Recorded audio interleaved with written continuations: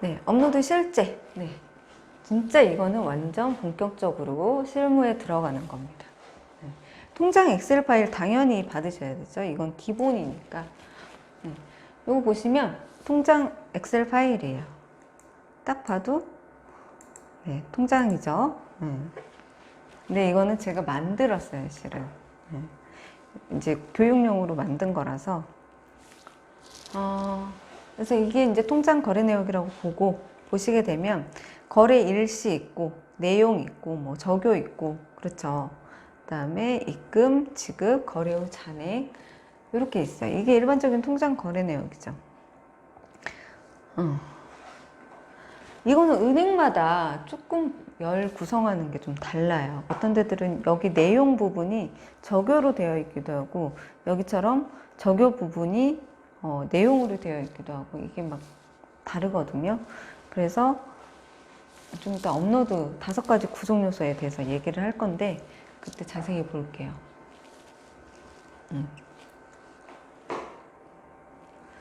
근데 여기에 잔액 검토라고 해서 제가 수식을 하나 걸어 놨어요. 그 옆에 잔액 비교가 있죠.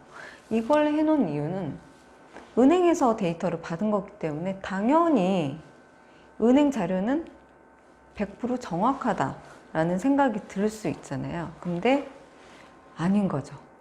제가 예전에 업무를 하다가 통장 거래 내역을 엑셀로 받았어요. 그 엑셀로 받은 거를 업로드를 했죠. 근데 거래처 원장을 보는데 맞지가 않는 거예요. 그래서 하나하나 줄 그어가지고 거래 내역을 다 하나씩 봤었어요. 업로드는 다 제대로 됐어요. 근데 잔액이 안 맞는 거죠. 그래서 나중에 요거를 잔액 검토를 만들게 된 거예요. 보면은 이 거래 후 잔액이 이 중에 1번부터 뭐 14행까지 있는데 이 중에 중간에 몇 줄이 간혹 빠져 있을 때가 있어요. 이거 왜 그런지 모르겠는데 이게 빠져 있게 돼버리면 여기 거래 후 잔액, 은행 자료에 있는 이 거래 후 잔액은 그냥 이 거래 뭐 121만 2,300원이 출금됐을 때 잔액이 2억 1,700인 거죠. 그냥 여긴 수식이 걸린 게 아니라 실제 통장에 있는 잔액이 저 금액인 거죠. 그걸 찍어준 건데 이 중에 라인이 몇 개가 빠져버리면 여기에 잔액은 뭐 이렇게 표시가 될 거고 업로드를 하게 되면 거래처 원장에서 보여지는 거는 기존에 있던 잔액에서 차변을 더하고 대변을 뺀 값이 잔액으로 표시가 돼요. 그러니까 거래가 빠져버리게 되면 그 거래의 내역이 빠지니까 잔액이 거기에서는 안 맞게 되겠죠. 그래서 잔액 검토를 한번 해봅니다. 여기에다 수식을 걸어 놓은 거죠. 여기에다가 수식을 걸어 놔서 잔액 검토를 해서 이 엑셀 자료에 있는 잔액하고 잔액 검토의 그 잔액하고 비교를 해요. 그래서 이것과 이거의 차액이 뜨면 이거 내역이 빠진 거구나 라는 거를 볼 수가 있는 거죠. 여기서는 지금 잔액 비교가 다 0으로 떴잖아요. 요거는 거래 내역이 제대로 다 있는 경우입니다. 그래서 혹시나 그런 일들이 있다라고 하면 이 잔액 검토를 꼭 해보셨으면 좋겠어요.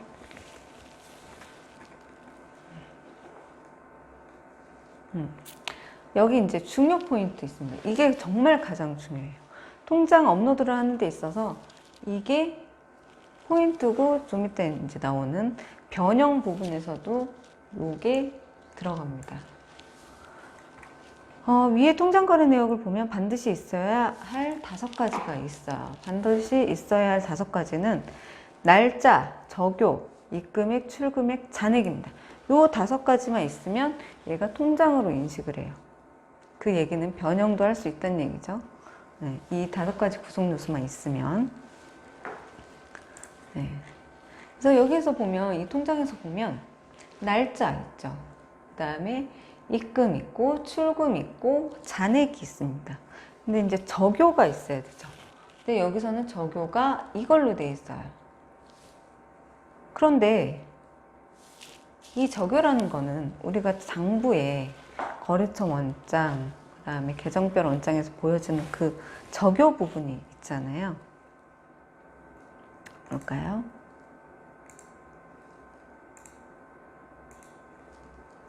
네, 계정별 원장으로 볼게요.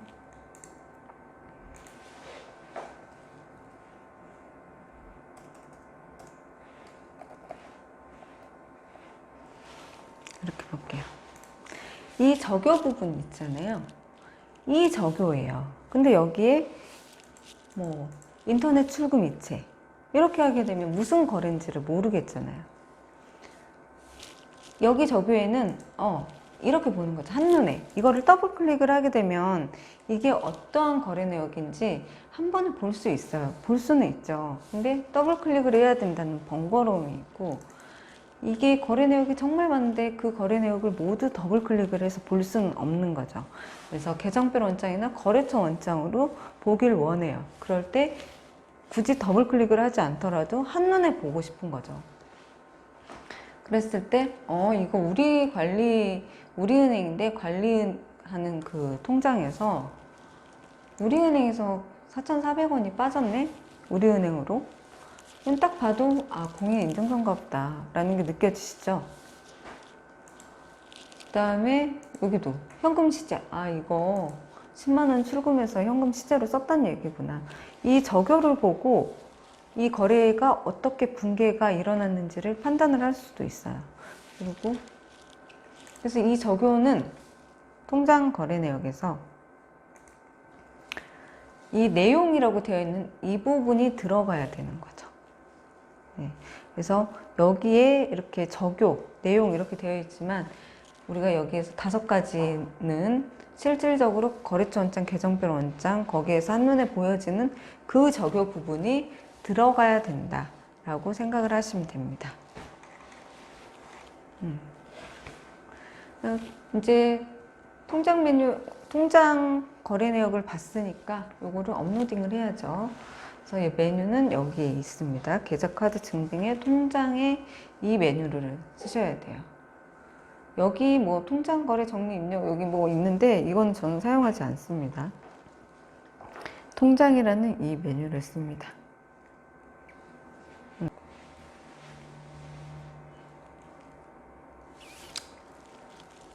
엑셀 파일로 보여지는 이거는요, 어쨌든 그거 자체로도 보통 예금 장부가 될 수 있어요. 근데 그거는 단식 장부죠. 그냥 보통 예금이구나. 보통 예금에서 얼마가 출금됐고 얼마가 입금이 됐고 이렇게 보여지는 단식 장부예요. 근데 법인들은 복식 장부를 해야 됩니다. 복식 부기를 해줘야 돼요. 그래서 엑셀로 되어 있는 단식 장부를 회계 프로그램에 업로딩을 하면서 복식부기 장부로 만들어내는 과정이라고 보시면 될 것 같아요. 저는 그렇게 정의를 했거든요. 그래서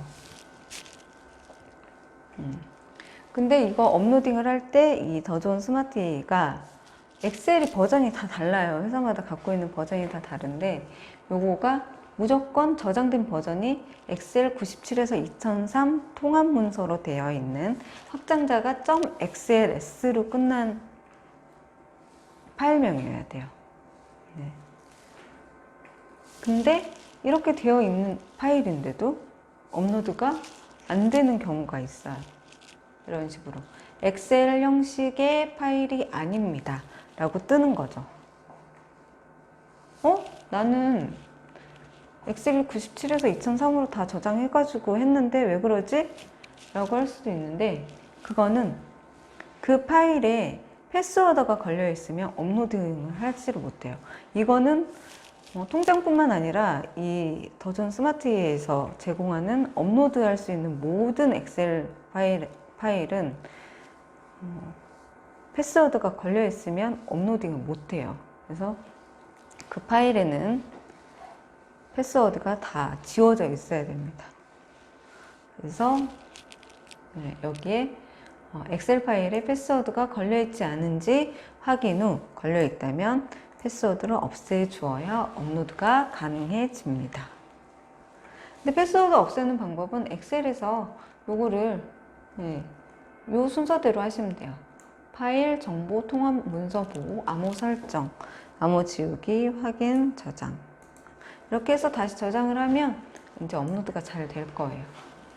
그래서 요거는 제가 또 엑셀을 약간 짜집기 한 부분인데, 이게 이제 외화 통장이어가지고 적요 부분이 이렇게 되어 있어요. 근데 실질적인 외화 통장은 적요 부분이 이렇게 안 돼 있어요. 제가 엑셀을 약간 짜집기를 했어요. 왜냐면 아까도 얘기했다시피 거래처 원장, 계정별 원장에서 나는 한눈에 보고 싶은 거죠. 한눈에 보고 싶을 때 내가 업로딩을 하면서 좀 더 한눈에 보기 좋게끔 적요를 생성을 해주는 겁니다. 그게 엑셀 짜집기였고 BLC2 과정에 있습니다. 그래서 아까 5가지 구성 요소 있어야 된다고 했잖아요. 여기 정말 뭐가 많은데 이 중에 나는 필요한 거는 그냥 5가지 뿐이에요. 5가지만 있으면 되거든요. 이 처음에 할 때는 뭐야 거래처 거래처명, 구분, 내용, 여기 밑에 많잖아요. 내용도 있고 취급점, 비고 뭐 이런 거 있잖아요. 이런 거 일절 필요하지 않은 데이터예요. 실제 업로드되는 데이터는 5가지. 날짜, 적요, 입금, 출금, 잔액. 이 5가지만 있으면 됩니다. 그래서 그 5가지만 연결을 해주면 얘는 그냥 통장으로 인식을 해요. 네. 근데 업로드 할 때 주의할 점이 있어요. 주의할 점. 요것만 처음에 잘 지켜주시면 이제 일상이 되다 보니까 어렵지 않아요. 업로드를 할 때 주의할 점. 팁으로 넣었는데, 우리가 그 더전 스마트 A가 각 연도별로 되어 있어요. 지금 2019년이기 때문에 2019년 통장을 업로드를 할 거잖아요. 당연히 2019년 뭐 해당 연도가 되어 있겠죠. 근데 우리가 결산 시점이 다르기도 하죠. 2018년도 거를 지금 입력할 수도 있죠. 뭐 기한후 신고하는 사업자들이 있다라고 하면, 그랬을 때 뭐 엑셀을 2019년 거를 갖다 줬다. 그러면 업로드가 안 돼요. 그래서 해당 연도의 날짜가 입력이 되어 있어야 됩니다. 엑셀 파일에는. 그러니까 올리는 프로그램의 해당 연도하고 엑셀 파일에 있는 여기 날짜 부분에 그 연도가 똑같아야 돼요. 네. 그리고 이제 아까 여기 적요 부분을 얘기했죠. 은행마다 통장 거래 내역의 적요가 다른데, 예, 여기에서 적요란 거래처 원장, 계정별 원장 등 해당 거래 내역이 어떠한 거래인지 명확히 알 수 있게끔 한 것이 반영되는 것이 좋다라고 했습니다. 거래처 원장, 계정별 원장을 조회할 때 한눈에 보이는 적요 부분으로 들어가야 하기 때문입니다. 네. 그래서 이 부분은 아래에서 기술할 업로드 변형 부분에서 특히 더 이해가 있어야 할 수 있어요. 이건 반드시 이해를 하셔야 돼요. 네, 이제 엑셀 업로드를 했어요. 그럼 여기에다가 금융거래처 코드를 걸어줘야 돼요. 반드시 금융거래처 코드입니다. 금융거래처 코드를 강조하는 이유는 변형 때문에 그래요. 업로드 변형 때문에. 네. 통장 자체는 예금이잖아요. 그래서 여기 이제 금융거래처 등록에 되어 있어야 돼요. 이것도 역시 변형해서 다뤄질 부분이기 때문에 제가 계속 강조를 합니다. 일반적인 통장은 당연히 금융거래처에 등록이 되어 있겠죠. 그래서 그냥 해당 통장 거래처 코드 반영을 하시면 되고요. 네. 그래서 통장 내역 생성을 눌러줍니다. 그렇게 되면 업로드가 잘 된 다음에는 이제 중복으로 뜨게 돼요. 네. 그래서 이거는 잘 된 거예요. 처음에는 여기가 가능으로 되어 있었을 거거든요. 여기에 금융거래처를 걸어주면 가능으로 여기가 되는데, 이거를 통장 내역 생성을 누르게 되면 다 되었다라는 의미로 중복으로 뜨게 됩니다. 근데 이거 통장 거래 내역 반영을 하다가 잘 못 되는 경우도 있어요. 아까처럼 날짜가 다르다던가 그럴 때, 그러면 이제 실패로 여기가 떠요. 그때는 오류를 찾아서 다시 업로드를 시켜줘야 돼요. 그래서 세무 업무 하다 보면 오류 정말 많이 나요. 그러니까 나중에는 오류 잡기, 오류 잡기의 달인이 될 수 있습니다. 옛날에 처음에 업무를 했을 때는 오류가 딱 났을 때 가슴 툭 막히죠. 네. 이거 어떻게 하지? 근데 지금은 웬만한 오류 메시지는 저거 어디 서식이 조금 잘못됐네 라는 거를 알고 있기 때문에 그냥 거기 가가지고 바꿔주고 다시 이제 뭐 신고도 하고 전자신고도 하고 하는데, 처음에는 오류 메시지가 뜨면 이걸 어떻게 해결을 하지? 라고 해서 한숨이 많이 나오실 거예요. 네. 근데 나중에는 자연스럽게 그 오류는 잡을 수 있습니다.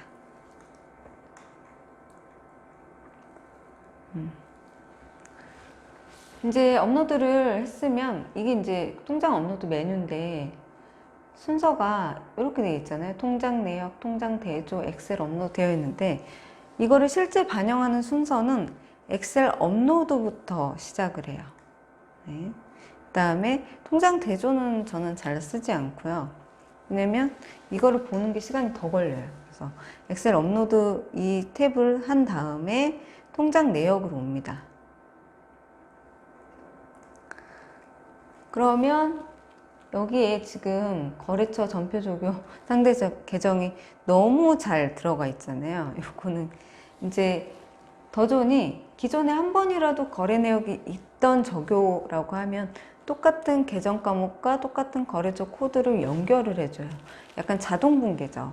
자동 붕괴를 해주거든요. 근데 그게 100% 맞지는 않아요. 그래서 여기에서 떴다.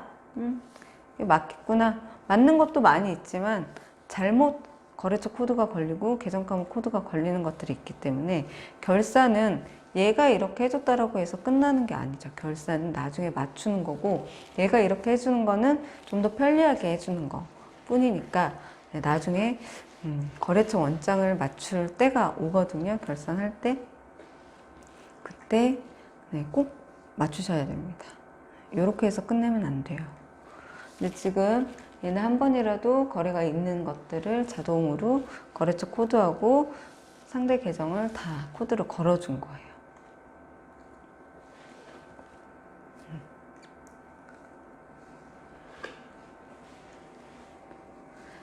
근데 여기 또 업로드는 이 메뉴를 잘 사용하면 되는데, 업로드 메뉴를 알고 있더라도 조금 더 빨리 업무를 하는 방법이 있어요.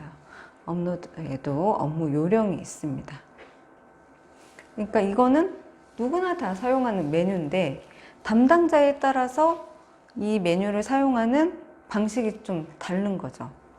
근데 저는 이거를 정말 최적화 시켜가지고 잘 사용했던 것 같아요. 그래서 그리고 이 메뉴를 계속 반복적으로 사용을 하다 보면요, 데이터에 대한 이해가 자연스럽게 생깁니다. 데이터에 이해가 있어야 됩니다.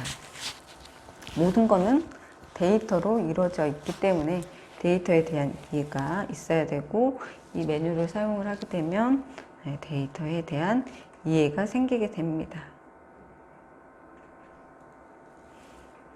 실질적으로 통장 업로드를 하게 되면 이런 식으로 뜰 거예요. 네, 이런 식으로.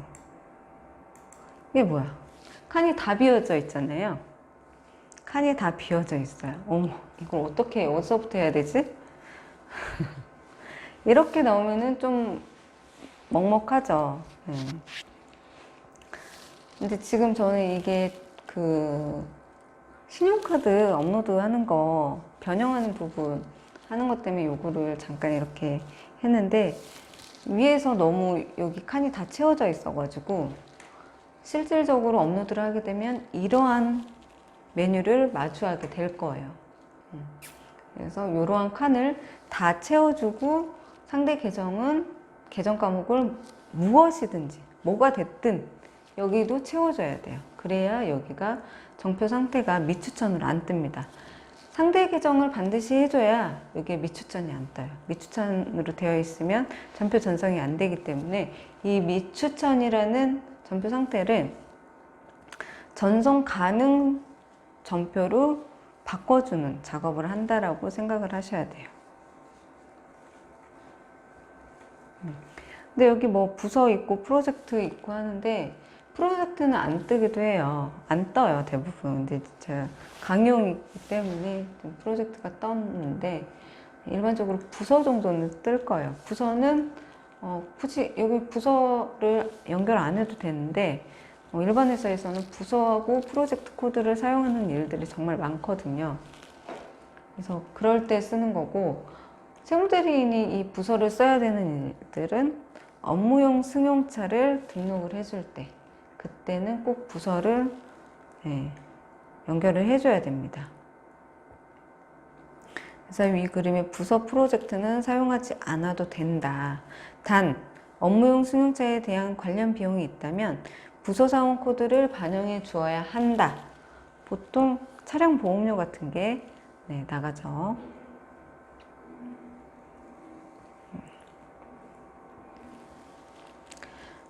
거래처 코드. 여기 이제 거래처 코드. 이 거래처 코드는 거래처 코드를 연결을 한다는 거는 그 거래처를 관리를 하겠다는 얘기예요. 그래서 관리하지 않으면 여기 굳이 거래처 코드를 다 연결을 해줄 필요는 없어요.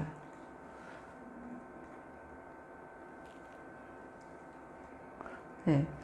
그래서 근데 통장은 보통 거래처 코드가 대부분 거의 다 걸려 있어요. 보통 거래처 원장 관리가 필요 없는 계정 과목은 비용 관련 계정 과목인데 통장 업로드 시 직접적인 비용을 대체하는 붕괴는 별로 없어요. 통장에서 돈이 출금이 됐는데 그게 바로 비용 처리화 되는 거는, 비용 처리 계정 과목을 쓰는 경우는 많이 없어요. 물론 있죠. 예를 들어서 급여 원천세 신고하잖아요. 급여는 원천세 신고를 하는데 그거를 원천세 신고하고 통장에서 지급이 되겠지만 원천세 신고할 때 그 원천세 신고한 내역을 장부에 반영을 해줄 때가 있거든요. 그 반영을 해줄 때는 미지급금이라고 반영을 해줍니다. 근데 우리가 수익비용 대응이라고 해가지고 있는데 6월달 급여를 7월 5일날 지급하는 회사들이 많아요. 그러면 7월 5일날 지급됐을, 통장에서 지급됐을 때 이때 급여로 반영을 하면 비용이 한 달 2월 돼버리죠. 월이 달라지면서 2월 돼버려요.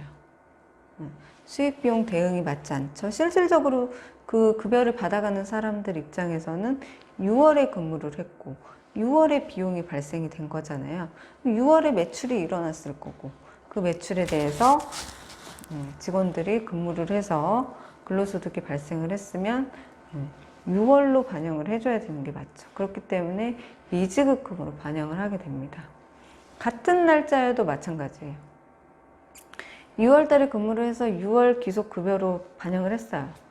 6월 30날 통장에서 돈이 나갔습니다. 이거를 바로 통장으로 할 거냐? 안 그래요. 미지급금으로 걸어놓은 다음에 통장에서 지급될 때는 미지급금을 반제하는 붕괴들을 하게 될 거예요.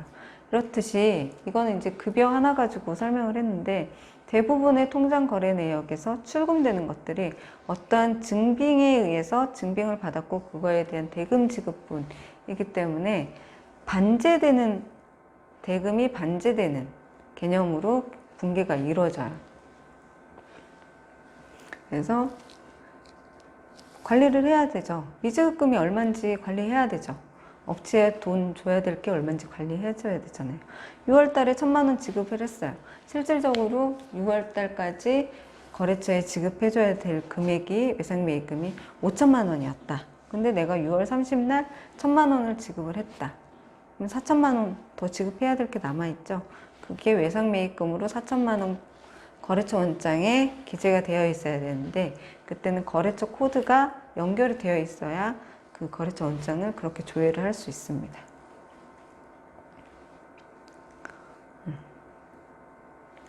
그래서 팁도 나갑니다. 통장에서는 회사 매출과 관련된 매입 대금, 판관비와 관련된 비용, 인건비 등등을 지급하는 수단이지만 보통 예금을 회계 처리할 때는 이 통장을 이제 회계에 와서는 보통 예금이라고 부르잖아요. 네. 보통 예금을 회계 처리할 때는 모두 뭐 미지급금, 외상미입금, 외상매출금 등등 자산부채 계정 과목을 반제하는 분계가 이루어집니다. 반제. 거래처 원장 관리를 하기 위함입니다. 이것은 추후 공부를 하면서 차근차근 알아가게 될 거예요.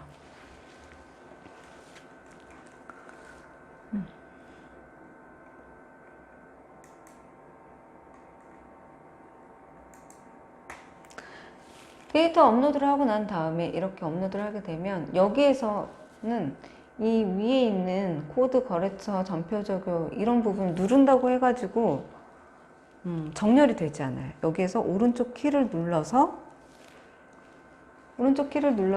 이제 메뉴가 뜨면 거기에서 이제 정렬을 해줘야 되거든요. 좀 불편하죠. 오른쪽 키를 누른다는 게. 어쨌든 여기에서 내가 이거 현대카드네, 뭐 신한카드네, 하나카드네 알잖아요. 알면 여기에서 다 반영을 해주시면 돼요. 근데 이게 현대카드 여기 있고 또 현대카드가 여기 있잖아요. 근데 떼어져 있으면 일을 여러 번 해야 돼요. 그러니까 비슷한 애들끼리 모아두는 거죠. 정렬을 해주셔야 돼요. 그래서 계정을 뭐 거래처 코드 걸어주고 상대 계정 할 때 제일 먼저 해야 될 거는 정렬인데 그때 전표 적여순, 그 다음에 거래처 명순, 상대 계정 입금액, 출금액 순으로 정렬을 하면서 이것들을 거래처 코드하고 상대 계정을 연결을 해줍니다. 네. 왜냐면 같이 묶여있는 애들은 일괄 변경하면 되거든요. 그래서 여기서부터 뭐 여기까지 같은 거래처다. 그러면 같이 한꺼번에 일괄 변경을 해주면 되니까요. 훨씬 업무가 빨라지겠죠. 그래서 미추천은 단 1건도 있으면 안 됩니다. 전표 전송이 안 되기 때문에 전표 전송이 안 됐다는 거는 해당 거래 내역이 빠졌다는 얘기예요. 누락이 됐다는 얘기거든요. 그래서 모든 업로드가 됐으면 그 전표를 다 일반 전표 입력 메뉴로 옮기는 작업을 한다라고 생각을 하셔야 돼요. 그래서 이제 같은 것들끼리 이렇게 모아놨죠. 모아놓으니까 훨씬 일괄 변경하기도 쉽고, 네, 그렇죠. 근데 여기 알 수 없는 내역이라고 해놨어요. 보시면은, 여기 하나, 현대. 그냥 봐도, 이거 현대카드 대금 입금된 거네? 하나카드 대금 입금된 거네? 알아요. 아는데, 여기서 하려면 저는 조금, 약간 시간이 더 오래 걸리는 것 같더라고요. 그래서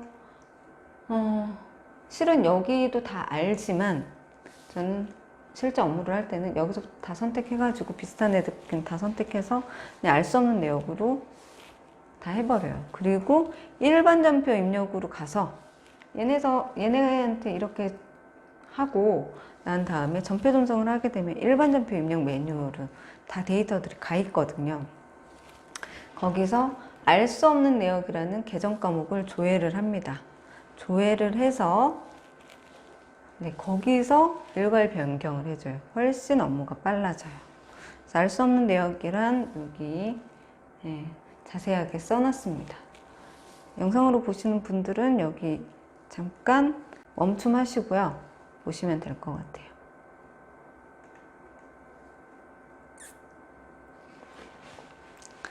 네.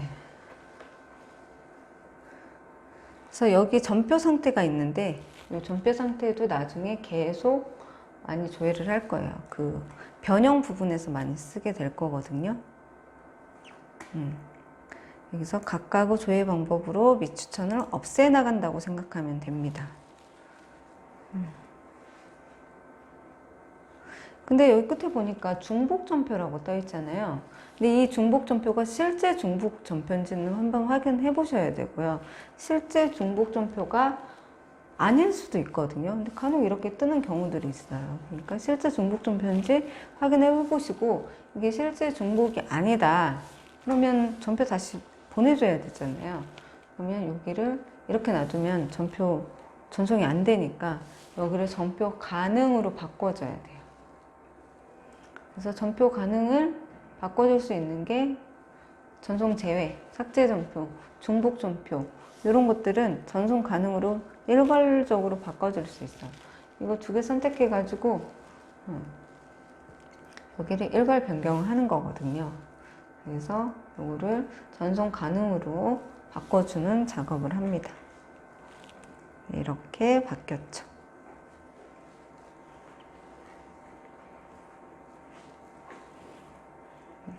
그러면 이제 얘네들을 다 전송 가능으로 바뀌었기 때문에 전송 가능 전표 전송을 해요.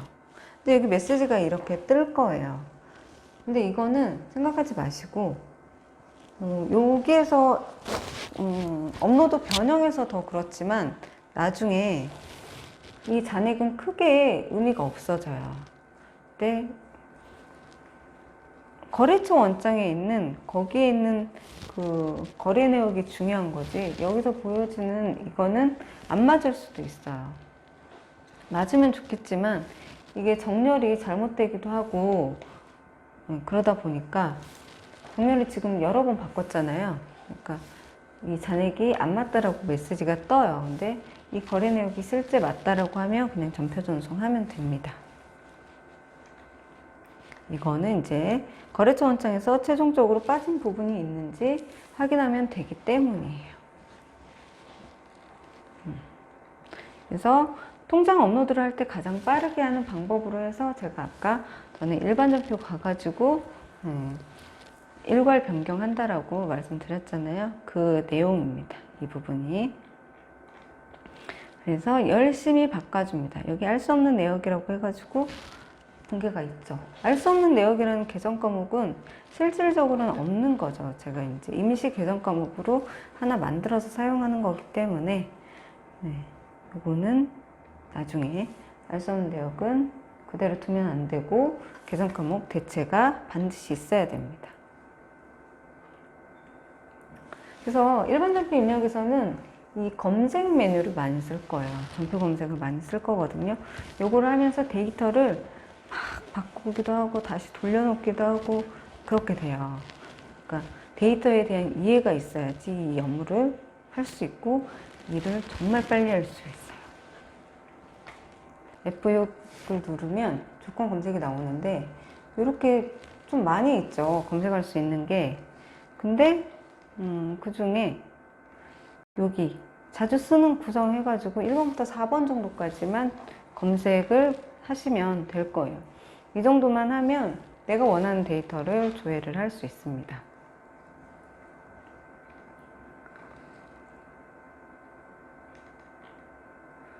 그래서 F6 눌러서 알 수 없는 내역 계정 과목 코드를 반영을 해주고 해당 통장 거래처 코드를 입력을 해줬어요. 그리고 기간을 설정을 해줬죠.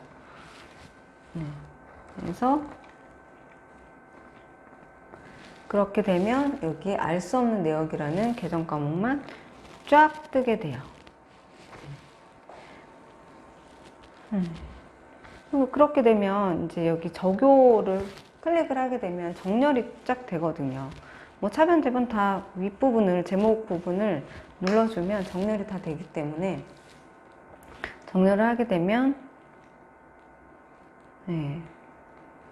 같은 애들끼리 또 몰려 있죠. 몰려 있으면 얘네들을 바꿔주기가 너무 좋아요.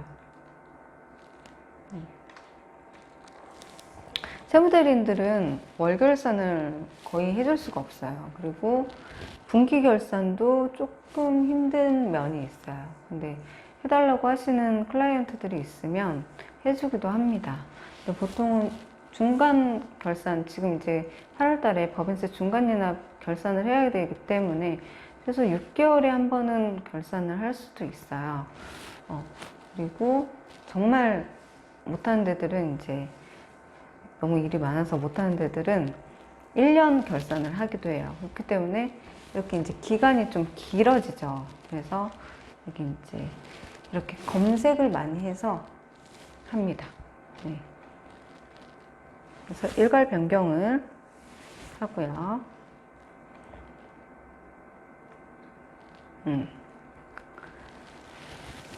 여기 이제 알 수 없는 내역이 미수금으로 바뀐 게 보이시죠? 네, 미수금으로 바꿔졌습니다. 미수금으로. 현대카드도 걸어줬죠. 여기 위에는 그대로 알 수 없는 내역이고 해당 통장이 그대로 걸려 있는데 여기 하나로 되어 있기 때문에 미수금 하나 카드로 바뀌게 될 거예요.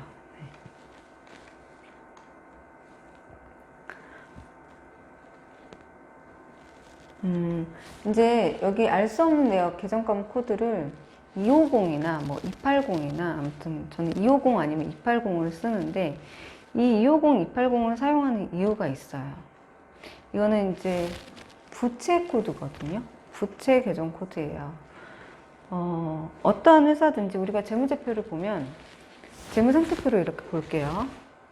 재무상태표를 보게 되면 뭐 왼쪽에 자산이 있고요. 그 다음에 오른쪽에 부채하고 자본이 있죠. 보통 자산이 많죠. 네. 자산은 부채하고 자본을 더한 값하고 똑같으니까. 근데 자산이 적은 경우는 자본이 잠식되는 경우만 이렇게 이제 자산이 더 적은 경우인데 대부분의 회사들이 자본 잠식은 있으면 안 되죠. 일반적인 회사를 예를 들면 자산이 더 많습니다. 그렇기 때문에 자산이 더 많다는 거는 또 계정 과목이 더 많아요. 자산의 계정 과목은 되게 세분화가 되어 있어요. 현금, 외상매출금, 미수금, 선급금, 선납세금, 뭐 토지, 건물, 또 뭐 비품, 소모품, 또 뭐 있죠? 차량 운반구, 시설장치, 그다음에 보증금, 되게 무수히 계정 과목이 많단 말이에요. 근데 부채 계정 과목은 미지급금, 또 예상매입금, 예수금, 단기차입금, 뭐 장기차입금, 선수금 이 정도만 쓰게 되거든요. 근데 비용 계정 과목을 쓰지 않는 이유는 있어요. 갑자기 회사에서 우리 지금까지 이익 얼마나 났어요? 이렇게 물어보는 경우들이 있어요. 그때 잠시만요. 좀 큰 것들만 반영해가지고 대략적인 금액 알려드릴게요 했는데 그동안에 통장 업로드를 하면서 잘 모르겠는 것들을 다 250, 알 수 없는 내역이라는 계정 과목으로 해놨는데 이거를 비용으로 해놓게 되면 이게 다 정리가 안 돼 있잖아요. 지금 대략 알려줄 건데 근데 얘가 비용 계정에 어느 계정에 들어가 있으면 얘가 비용으로 인식돼서 손익계산서에서 매출을 차감시켜 버리게 되죠. 그러니까 수익을 차감시켜 버리게 되죠. 단기 수익이 적게 나오게 돼 버리고 그래요? 우리가 매출이 이익이 그거밖에 안 났다고요? 이렇게 이제 잘못된 정보를 제공을 하게 되거든요. 아무리 이제 러프하게 알려준다 하더라도. 그렇기 때문에 비용 계정 과목은 절대 쓰시면 안 돼요. 근데 부채 계정 과목을 아까 쓰는 거는 자산 계정 과목이 너무 많고 우리는 요거를 한눈에 볼 수 있어야 돼요. 근데 자산 계정 과목에 어디인가에 있으면 이걸 다 이렇게 봐야 된단 말이죠. 근데 부채에 있으면 그래도 부채 계정 과목은 몇 개 안 되니까 거기에 어딘가에 있으면 내가 지금 아직 결산이 다 제대로 안 됐구나. 이거 정리가 다 안 됐네. 이거 알려주면 안 되겠네. 이렇게 한눈에 인식이 돼서 이거 정리를 좀 더 한 다음에 알려줘야 되겠다. 이런 판단을 할 수 있는 거죠. 근데 그렇다고 또 단기순이익 알려달라고 하는데 안 알려줄 수도 없는 거죠. 이게 제가 처음에 몰랐을 때는 그랬어요. 아직 결산도 안 됐고요. 이거 다 지금 내역도 모르겠고요. 실제 회사에서 대부분 알고 싶어 하는 거는 자산부채 그것도 뭐 물론 알고 싶어 하지만 올해 매출이 얼마였고 이익이 얼마 났는지 아니면 이익이 얼마 날 것 같은지 이게 가장 궁금하단 말이죠. 그럴 때 실제 비용하고 상관이 없는 통장 거래 내역은 아까 제가 통장 업로드를 할 때 대부분 자산부채 계정 과목에 반지하는 역할을 한다라고 했잖아요. 직접적인 비용이 반영되는 부분들이 잘 없어요. 그러니까 그거는 이제 지금 알려주는 거는 러프하게 단기순이익이 얼마인지를 알려줄 거기 때문에 그거를 디테일하게 결산을 하고 있을 시간이 없죠. 대신 이제 뭐 신용카드 매입, 신용카드 일반전표 입력된 거. 그럼 이제 요새는 부가세 신고할 때 신용카드도 다 반영을 어느 정도 홈택스에서 스크래핑 해가지고 다 반영이 된 상태이니까 그렇게 회사에다가 알려줄 수 있게 되죠. 예. 그래서 이제 부채 계정 과목을 쓰게 됩니다. 내 눈에도 이게 지금 정리해야 될 계정이다 라는 거를 인식을 해야 되는 거고, 회사에는 뭐 당기순이익을 얼마 정도, 뭐 이익이 얼마 정도 났는지 알려줘야 되는 부분이 있고, 이렇기 때문에 그렇다고 해서 이걸 싹 정리해서 하기에는 시간이 너무 많이 걸리니까 이게 약간 업무 요령이라고 보시면 될 것 같습니다. 근데 저는 이렇게 사용을 하니까 편했는데, 각자 편한 방법이 있으면 그렇게 사용하시면 돼요. 이제 어떤 사람은 이렇게 회계 처리를 하고 이렇게 프로그램 응용을 하는구나 라고 정도 아시면 될 것 같습니다. 그래서 통장 업로드 기본은 여기까지 하도록 하겠습니다. 다음 시간에는 업로드 변형으로 할게요.